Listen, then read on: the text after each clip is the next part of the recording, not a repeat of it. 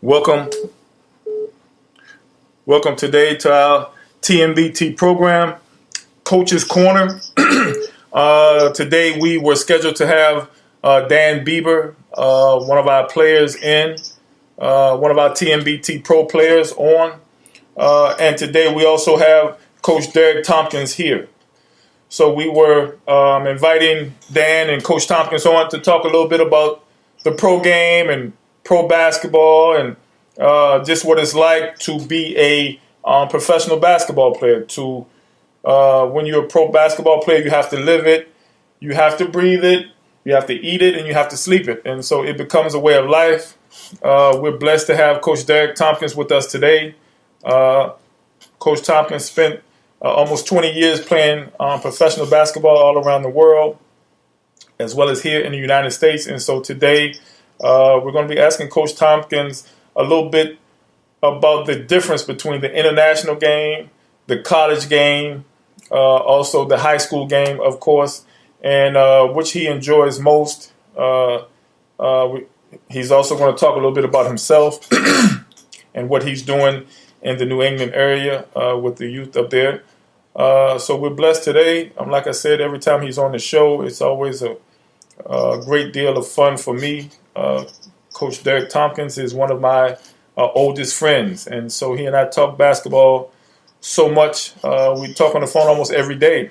So it's kind of like we're just taping the conversations that we always have. But we'll let you guys in on some of the stuff that we talk about, our perspective on today's basketball versus the older generation when we played. So we're happy to have Coach Derek Tompkins with us today. Coach, are you there? I'm here. How you doing? Good, Coach. Good, man. We appreciate you being here with us and talking a little basketball with us.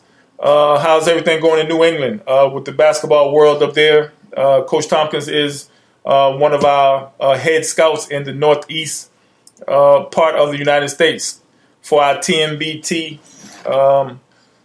pros. And so, Coach, what do you see today? What's your opinion? And I want you to give your honest opinion on where you think basketball is from a generational standpoint.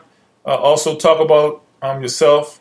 Also talk about what changes can be made to the game, if you will. You and I discussed so much about the changes and how it has changed. So just want you to share and just talk a little bit about yourself and your beliefs. Well, as you very well know, it's that time of year. It's basketball season, so it's very busy with obviously scouting and player development.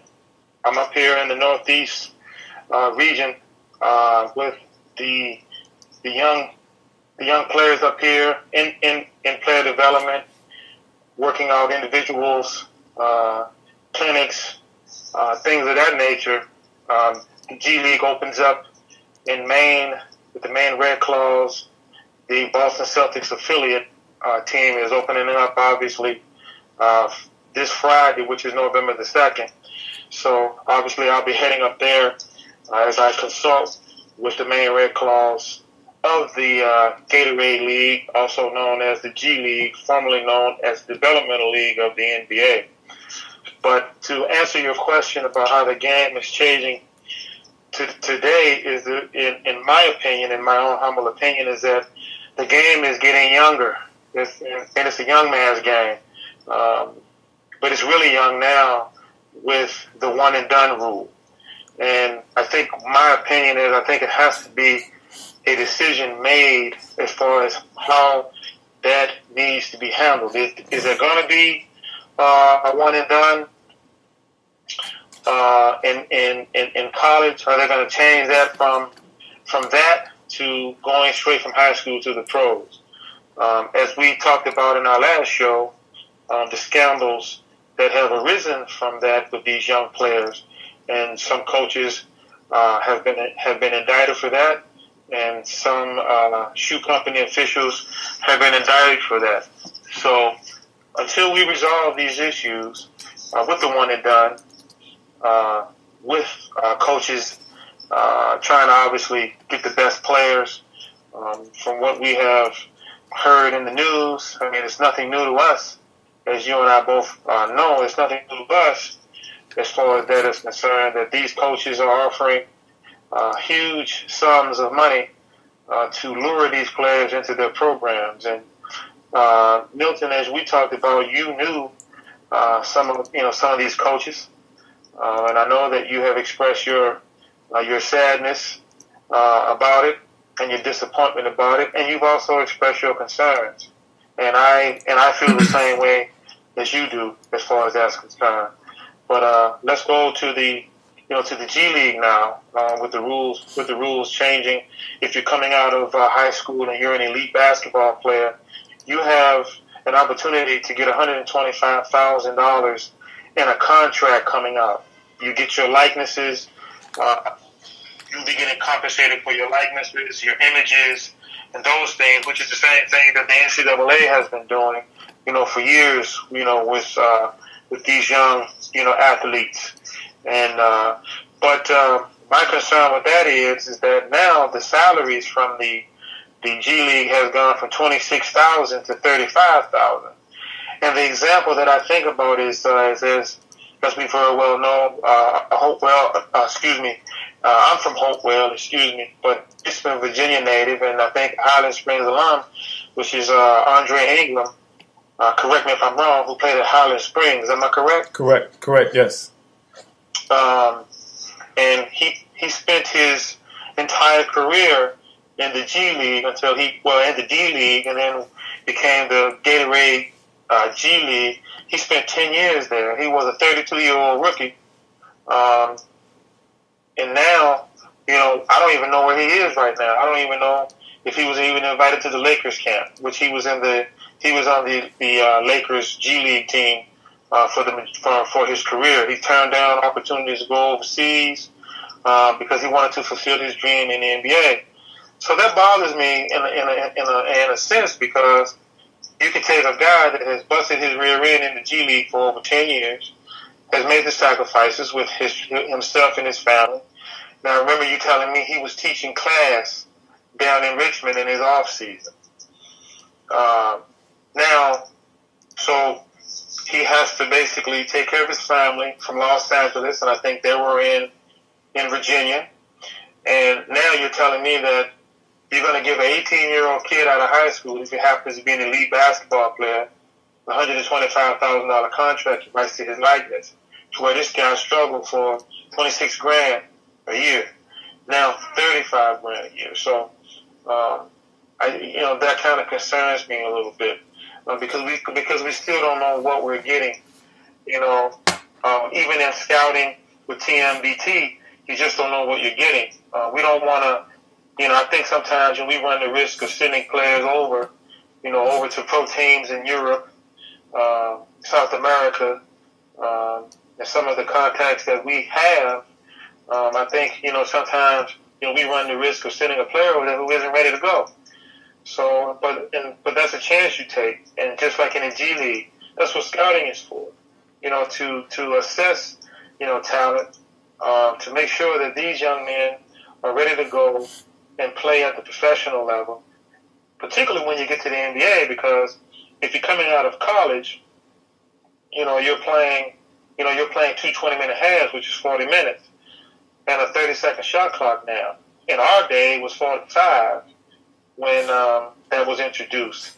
And I was a part of that, and I think you were a part of it too, when you were in college at Georgetown. Right. So now, for those people listening, explain the difference between, of course, I don't want to be one of those old heads that compares generations, but explain to the listeners the difference between the 45-second clock in college that we had versus the 30-second clock that is currently being implemented now in today's college game. Talk a little bit about that for me. Well, the difference, in my opinion, the difference between the 45-second shot clock and the time that you and I played in college to the 30-second shot clock, and let's look at the 24-second shot clock in the NBA. It's pace. I think the game was a little bit slower back then because it was 45 seconds, and you have more time to run an offense, you know, sets, things of that nature, get into your continuity sets and run your, offense and use that shot clock to your advantage. Now you look at the 30 seconds now, you have to speed it up now. Plus, if teams pressure you until you get to the half court line, they want to turn your guards now. So you have to basically speed up your offense, and it speeds up the game. Which, if you look at it, what's field goal percentages like now?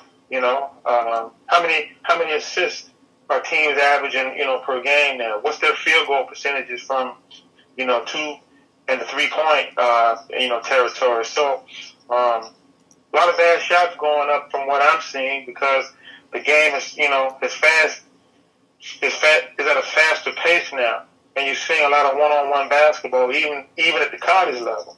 Because a lot of these guys are trying to prepare themselves, for the pros. Right. Now, talk to me a little bit. Now, let's take it a step further.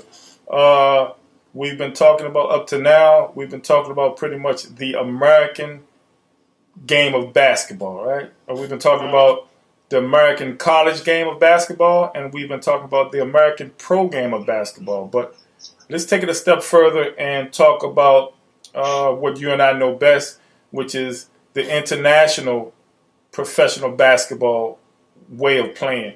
Tell me the difference that you see in that. Also, just taking it a step further and piggybacking off of what you've already been saying with the differences and the generations.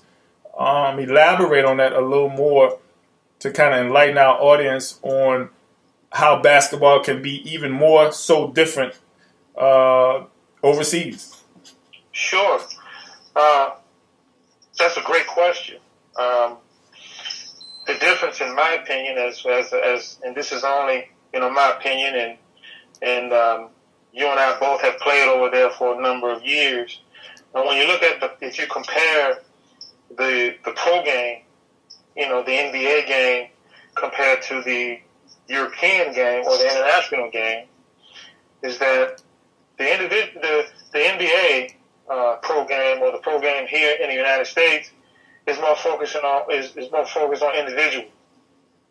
individual guy, individual basketball. It's like now you hear now the term positionless basketball because you have guys now who are almost around the same height, between that 6'8", 6'9",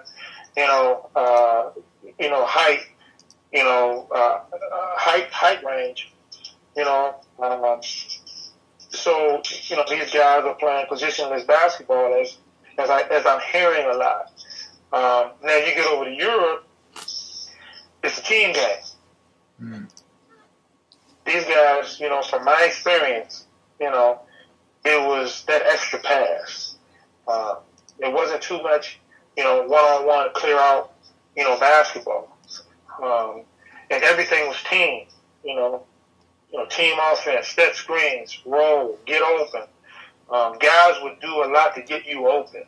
If you could shoot the basketball, they played to your strengths. If you had a guy that was great if you had a center or forward who was great in the pick and roll game to where they couldn't double you, off of the, because you shot the ball well, and they could not, switch, because it would create mismatches. I mean, that was great to be a part of and to learn from. I know that there's been a lot of coaches clinics, over in Europe, and we were a part of some of those of introducing, our internet, our American style of play to the international style. We were a part of all of that. I know that you and I have done many of coaches clinics and camps over in Europe, Asia, and South America, and they've taken what they've learned from us and they put it into the team game. If you look at the USA basketball back in the day before we, started to win gold again to redeem ourselves, if you look at it, a team will beat a group of individuals any day. and that was proven in our weaker pro teams that was going over there trying to play for the gold. Right. You know, that's my thought about that and the difference between, you know, the American game and the international game. Because if you look at it, if you look at the Euro players that have been very, very good here, you know, Peter Stojakovic, Mehmet Okur, Dirk Nowitzki, the late Drazen Petrovic, just to name a few. They were great. You know, Vlade Divac was a great center, you know, in the NBA.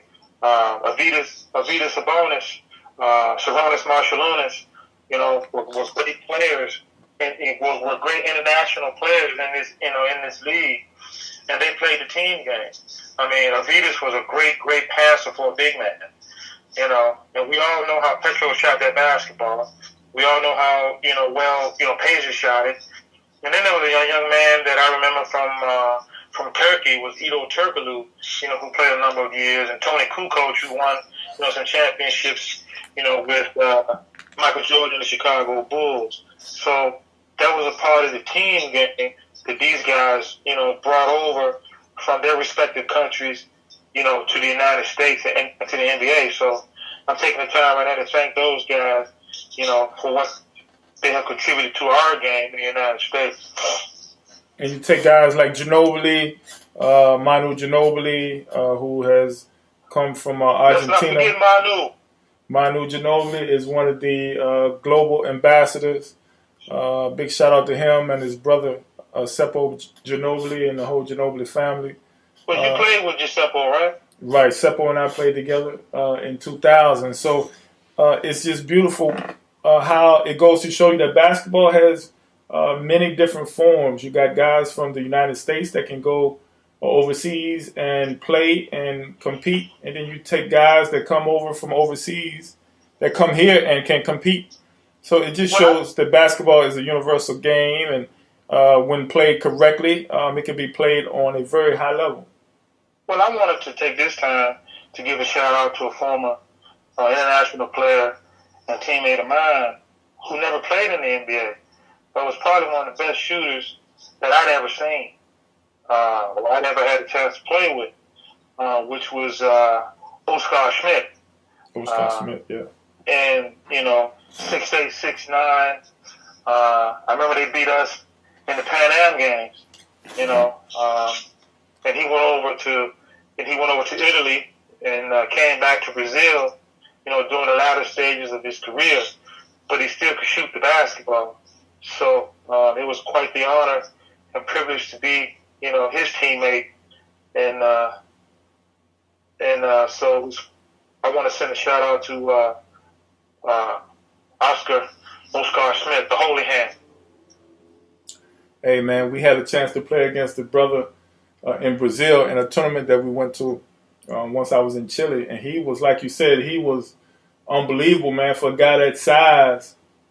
Even at that time, this guy was like 6'9", and so it's different. The overseas game, the international game has been different for quite some time. I think that the world is just coming to find out how different and how good these guys are, because it's basketball, but you take guys who may be from Europe or guys who may be from South America, and they may be even taller or just as big as some American guys. And so you take a guy that's 7 feet tall who has the international know-how and the international way of thinking basketball, he can be quite deadly. And so it's kind of funny, like you said, I think it was 2004 with Paul Pierce and those guys. They went up against Argentina and they actually lost. Paul Pierce and I think it was a couple other, I think AI was on that team, and I remember. They found out that basketball is taken very seriously all around the world. But it's just a testament to hard work, in whatever country you put it in, it pays off. It always pays off. And it's what we tell our young kids, it's what we tell our youth, our 14U, and it's what we tell our high school kids, and it's what we tell our college guys, and also what we tell our pro guys, that hard work pays off. Whatever level of basketball that you are currently playing, you got to work hard at it. Talk a little bit about, of course, yourself and being that we're watching so much pro basketball and this NBA season. Talk about what you see in today's game and who you see that you really like. Who's your favorite NBA player that you like right now, and one that you compare to yourself that you think plays like yourself, or that, of course, it's two different generations that we're talking about, but someone that's comparable to a Derek Tompkins in a 2018 capacity? Oh, that's a tough question to say. Who I could compare my game to, but I think if there's anybody that's playing right now, and that I would have to take a guess at, and whose game that I really I appreciate watching.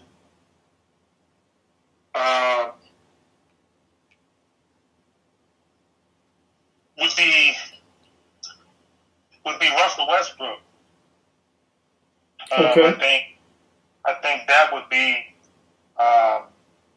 the person that I would most likely compare myself to. I think we're around the same size. We like to attack the basket. We have some back then I had some jumping ability. I could put the ball on the floor, get baskets.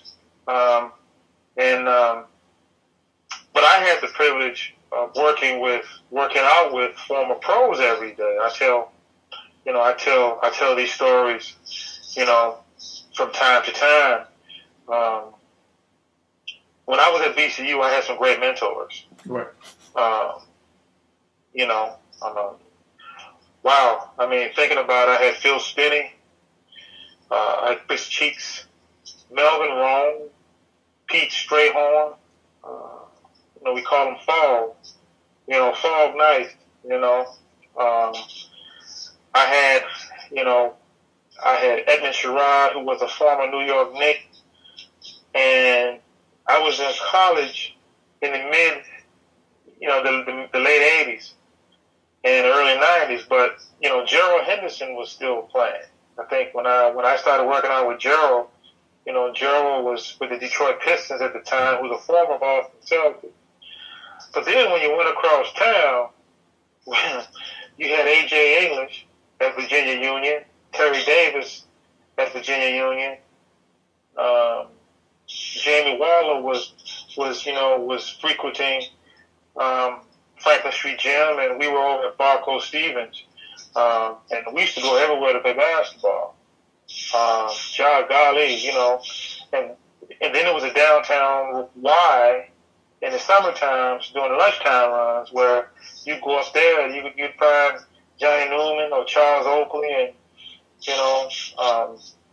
Calvin Duncan, a former VCU great, playing up there as well. So I had great players to learn from and to get better.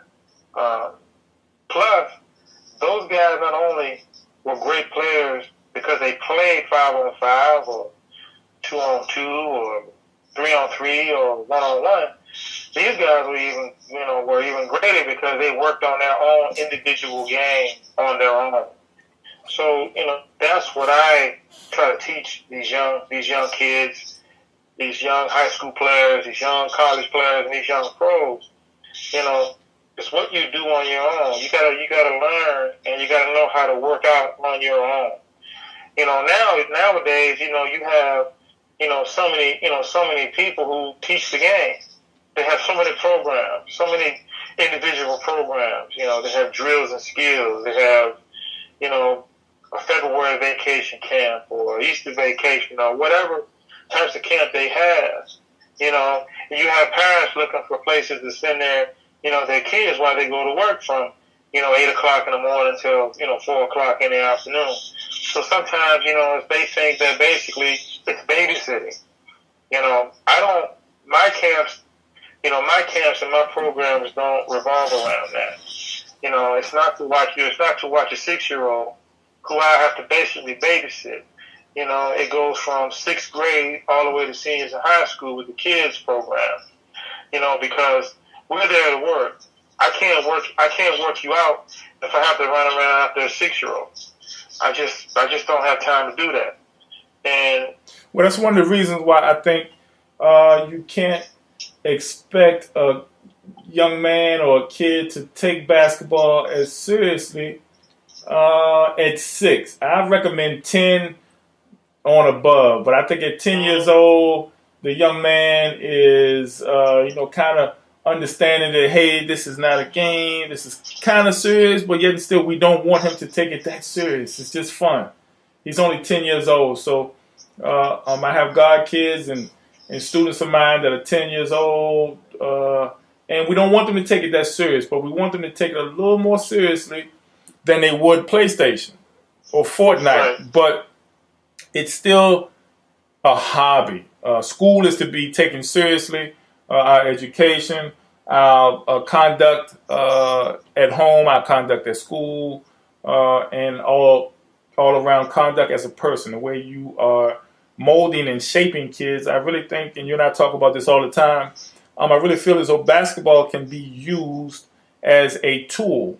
I say this because it was used as a tool for us by our parents. And so it really has a way of kind of setting the kid up for success, especially if you are using these things combined with education, combined with mentorship, combined with a plethora of things. I really think that if all used together and everyone works together, including teachers, counselors, coaches, principals, I really think that having those people, also the police department, sheriff's department, mentorship, summertime, what have you, I really think that all those things combined, as we used to say when we were kids and coming up, that it takes a village to raise a kid. And I really think that if you have that wealth of knowledge from those grown-ups, those people that can help parents with their kids so that parents don't feel like they have to do it by themselves. Or if you're a single parent, you don't want a mom or dad to feel like they have to do it by themselves. I know that's the only person that you can count on, but you want to feel as though you have help from a number of people. Well, I agree. But, nowadays, these NBA players, God bless them because their salaries are all over the news. I mean, Right. You look at what Steph signed for, $205 million. Russell Westbrook, $215 million. James Harden, $228 million. I mean, these guys are making $40+ thousand in one season. One season. 40 million, right? And it's all over. It's all over the media. Everybody knows about it. Well, they write it at ESPN, breaking news. James Harden re-signs with the Houston Rockets to 7 years, $228 million. I mean, now what is happening is this. You have these parents, some parents out here, and these players out here. All of a sudden, playing in the NBA becomes their dream because that's what they're seeing their idols making. They're seeing the material things, They're seeing the glamour. They're seeing, quote unquote, the life at a very, very relatively young age, without even really understanding the hard work And sacrifice that come with it. which was put into them getting that. Right. Now, but I think what needs to change is that salaries need to stop being publicized. I agree. Because, now, my dad was a fireman. My mother was an EEG technician, and their salaries was not publicized in the whole world news. You know, your parents' salaries were not, publicized, in the Richmond Times-Dispatch. So, and with that being said, these salaries are making these young men targets, for anything. And anything that they do, if they make a mistake, it's magnified 10 to 15 times. I mean, all of a sudden, they're not normal anymore. And people forget that they're humans and, they make mistakes. And they're young men, by the way. They are young men.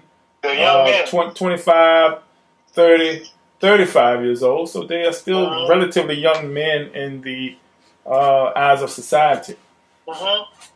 So if you make a mistake, you have to, watch what you say, which you should anyway.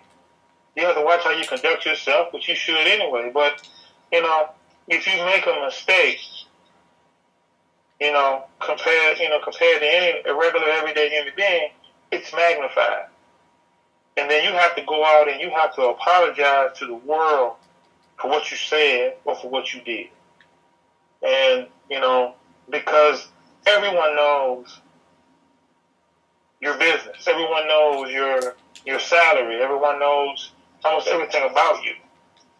And,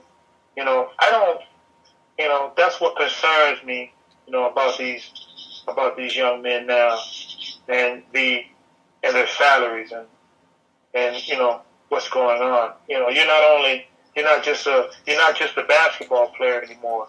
You're a marketing tool. Who now is going to come and pay money to come see us play?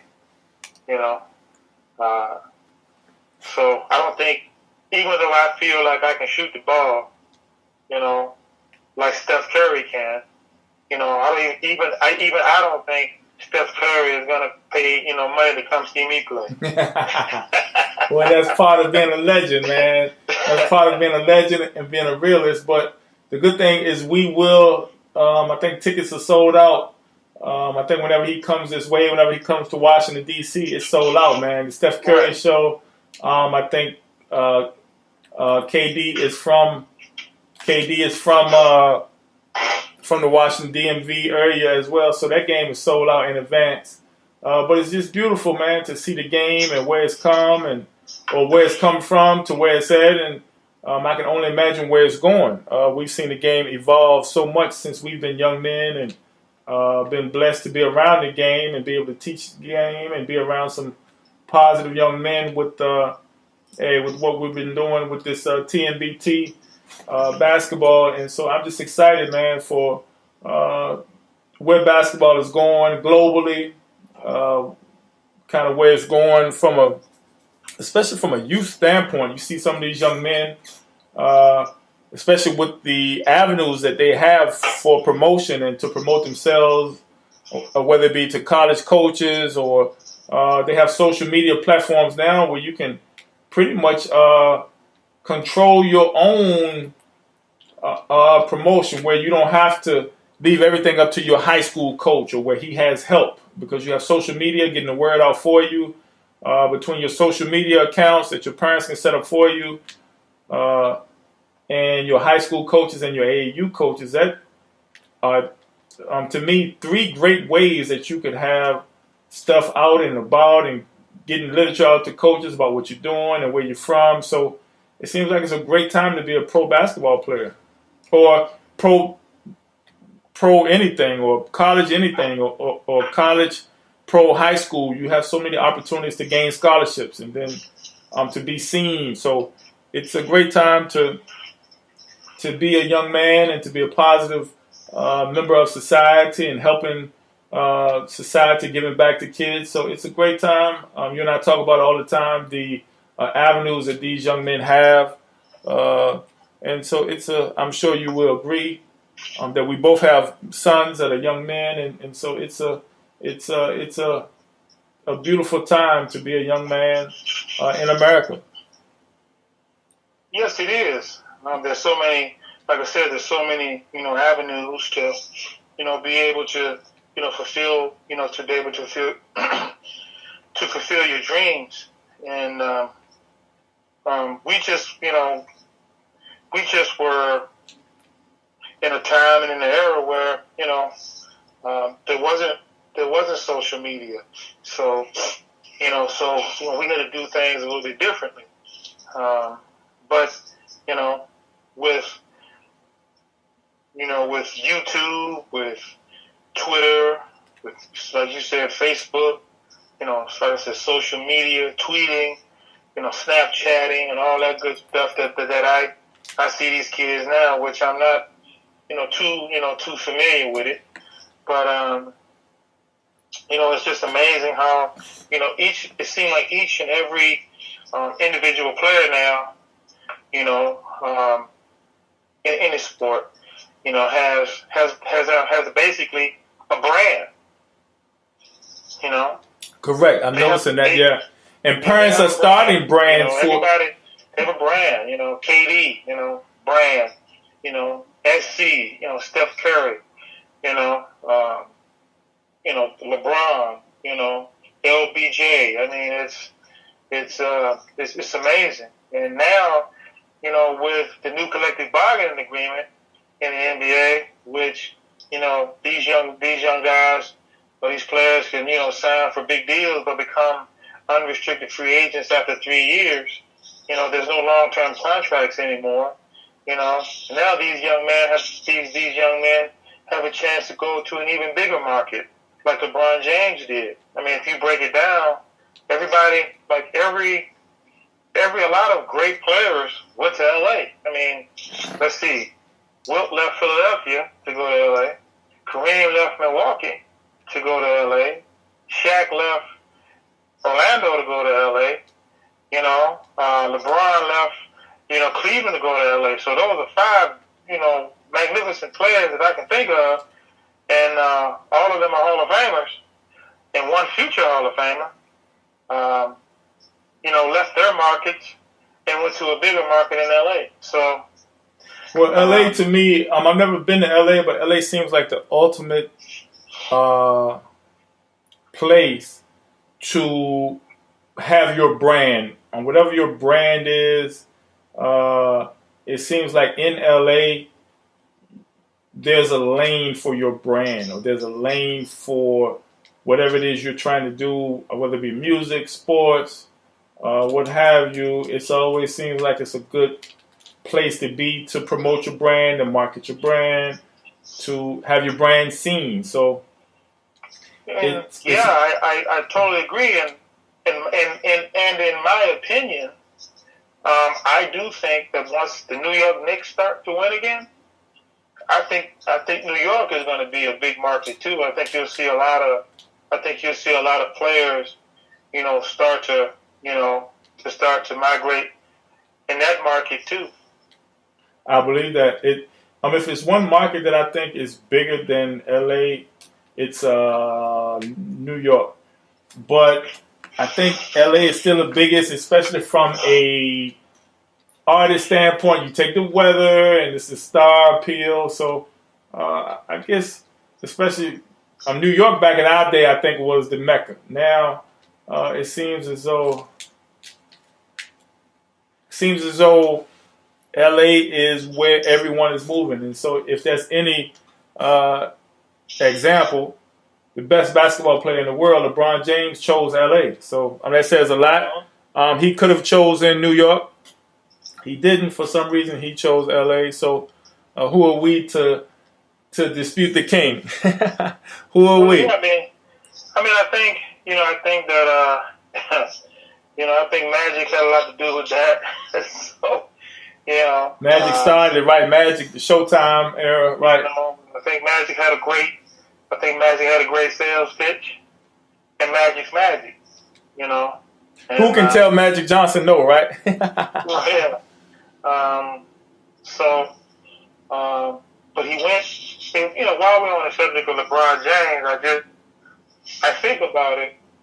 and I think the night that he went, I think it was the decision. It was like everyone said it was like an ABC after school special.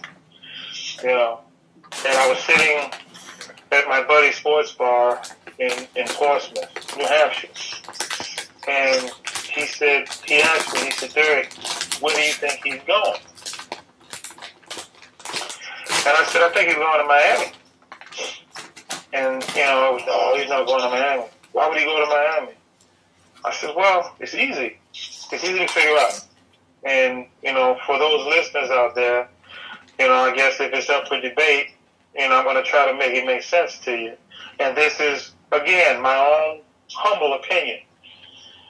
He said that he was going to change his number to 6, right? Remember? Right, yeah. And why I said he was going to Miami was because Michael Jordan's number in Miami is retired. And what number did LeBron James wear in Miami? Number 6. Yeah. So he went and played for, a Pat Riley ran organization. So what he wanted to do, he wanted to learn how to win. Right. Because Cleveland didn't have the pieces in place in the front office. So you and I both know if you don't have the pieces in place in the front office, there ain't no way you can put the pieces together on the floor. You just couldn't. True. So he learned. So then when he made amends with Dan Griffin, and wanted to decided to come back, what did they do? They tried to put the pieces together in the front office. They hired David Blatt, who was a pretty good coach, but he was a European coach. Okay? So he comes back. LeBron LeBron learned how to win. And then they surrounded him. With Tristan Thompson, they had Kyrie, obviously. They drafted because everybody knows that, franchises are built via the draft, trades, and free agency. So they made a few trades. They signed some free agents. They got Tristan Thompson. They got a big guy. And I do think when they went to the finals that first year, that if Kyrie didn't get hurt, I think they would have had back-to-back championships. Right. That's just how I felt about it. But when Kyrie had come back, they got rid of Coach Blatt and they moved Tyronn Lue in, who had championship experience when he played for the Lakers. I mean, he was a backup. He's not a Hall of Fame basketball player, but he had the knowledge of how to win a championship. Right. I mean, he played for Phil Jackson, for Christ's sake. Right. So, he learned how to win. And they put the pieces in place. And in crucial situations, Tyronn Lue was able to, get that team where they needed to be, and he got them a championship. And they went, all of these years there to the final. So, he finally bought that city, a championship. But I think at the end of it all, I think he felt like he did all he could for the city of Cleveland. He delivered what he promised that he would deliver to them, and it was time to move on. And that's just a part of the business. And, Now, I must say, being that we're talking about Ty Lue and LeBron, I was sorry to see where he got fired. I think it was yesterday. I think he got fired yesterday from Cleveland. Tyronn is a pretty good friend of mine. And I met, like I said, Tyronn in Boston when he was with Doc and, with the Celtics. And, shout out to, Tyronn, and I wish you the best, my friend. And I'm sure you will, be a head coach again in the NBA one day. I'm sure he will. Hey, in closing, what can we're going to close up here pretty soon, part 1 of our Coach's Corner. What do you expect to see coming up this season? Who do you think is talking about pro basketball? Who do you see winning the championship? Who do you like?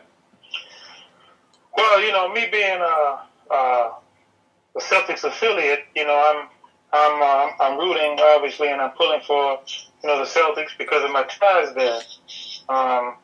Obviously, Golden State looks awful good. They're the defending champion. I think that the Boston Celtics, I think we matched up with them pretty good. I think barring injury, I see them in the finals. However, Milwaukee is a team to keep your eye on with Giannis Antetokounmpo, and that nucleus of players. I think, and Eric Bledsoe, I think they got the point guard that they needed. They just need another consistent year together, and I think they're playing pretty well. But let's not forget the Philadelphia 76ers with the closest thing that we have to a dominant center in the NBA now, which is Joel Embiid, who can play with his back to the basket. And I saw him the other day. This guy's 7'1", 7'2", and this guy took you off the dribble, stopped and pulled up. I mean, that's pretty impressive, from a 7-footer. And he's got shooters around him, and J.J. Redick, and now Markelle Fultz, is coming into his own right now. So those are the teams that I got my eyes on right now. But the Chicago Bulls are a couple players away, from getting back to the playoffs and making some noise there. But I'm a Boston Celtic for sure. We know you love the Celtics. We know you love them. I'm pulling for LeBron James. I'm hoping that he's going to do well. I can't say he's going to win a championship, but I'm hoping that he does well. He has a 4-year contract, so no pressure. They got time. They got some young pieces around him. I also like Philly. I like watching Philly, Joel Embiid, Ben Simmons. They got a really good team. So on the West Coast, I like the Lakers. On the East Coast, I like the Philadelphia 76ers. So we'll see. I don't know if either one of those two are going to make it to the conference finals, but it'll be interesting. It'll give us some more to talk about. We'll be back next week. Hopefully we'll have some more news and have some more topics that we want to discuss with the pro basketball and having Coach Tompkins here live with us talking a little basketball and politics, social culture. We try to cover it all whenever we have time here on Coach's Corner. Coach Tompkins, any parting words? How about you give our listeners your social media handles, your Instagram and your Facebook, also your email in case anyone wants to reach out to you, any of our young men who are undecided on where to seek representation or help with playing pro basketball or high school basketball or college. Why don't you give them your social media where you can be found with questions and all of that good stuff? So you can always find me on, Facebook at Derek Tompkins, DerekThompkins. And you can always reach me on Milton Bell Basketball, which, I am your head scout and your director of player development up here in the Northeast. You can always reach me, there, through Milton Bell Basketball. So, any questions that they may have, you guys can reach out. Any players, we're hoping. That's one of the reasons why we try to do these shows so that we can reach players that need help. So anyone that needs help with anything, any form of basketball or education or anything we can help with, just positive energy, trying to give you some motivation or whatever you need. We try to provide those things for you. So don't hesitate to reach out to myself. You can contact me at area code 702-908-1501. Also, you can contact me at my email is milton.bell@miltonbellbasketball.com. Also, we have Milton Bell Basketball on Instagram and also the Milton Bell team on Twitter. So for anyone that needs to contact myself or Coach Tompkins, feel free to contact us. It's what we're here for. It's why we create these shows and have these talks in hopes of helping young men. So We'll be signing off now. We're here in Richmond, Virginia. This is our TMBT program, Coach's Corner, Part 1, with Coach Derek Tompkins up in Portsmouth, New Hampshire. And so until next time, everyone stay safe and spread some positive energy. Thanks for tuning in.